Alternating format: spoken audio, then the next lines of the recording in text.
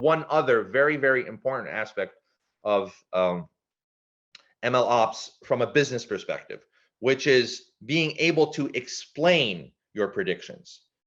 And why would you want to explain your predictions? Well, I mean, it's obvious that you'd want to be able to explain the predictions, but what are the business contexts for being able to explain predictions? Well, I mentioned earlier that you will have a lot of business stakeholders, such as the demand and inventory analysts, or the security analysts in the fraud detection case, or in any, or financial analysts in a financial, a FinServ, a financial services context, or any business situation where you're using AI or ML. Some of the business stakeholders will not be technical, yet they still need to be able to understand why an advanced deep learning model or an advanced XGBoost model is making predictions and how it is doing so.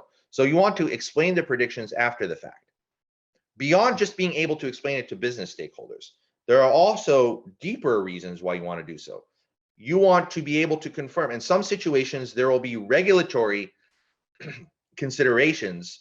So if you're using ML models in the medical field, if you're using ML models in financial services or in the real estate mortgage space or something like that, there are regulatory considerations to take in mind, and you have to be able to explain your models in order to meet those, and to explain your models and then modify them accordingly in order to meet those regulatory considerations.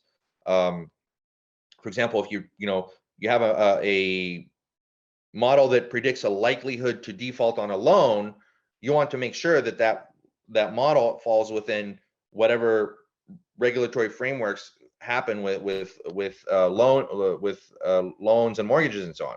So even deeper than the regulatory framework, there's the ethics framework.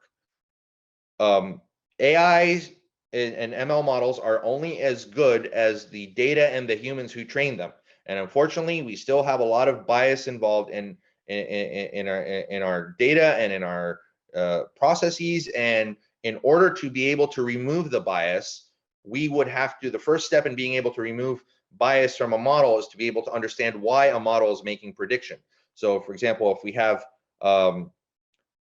let's say there's a use case, a famous use case where a company developed a set of ML models based on cameras that would detect whether whether there was going to be likelihood for increased police presence at a given location.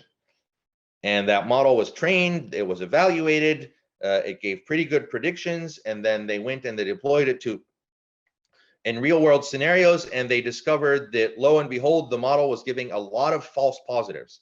It was far too often alerting the police and saying we need increased police presence in a given location, even though there was no real reason for that. And after the fact, they discovered that when they trained the models, they trained them on certain neighborhoods, and when they deployed them in other neighborhoods. And as a result, that model had not taken into account that there was a complete shift in the feature set and a complete shift in the data from one neighborhood to the other. So that's a situation where, like, there are deep ethical reasons why you need to be able to explain and understand your models in order to avoid pitfalls like the one I just described.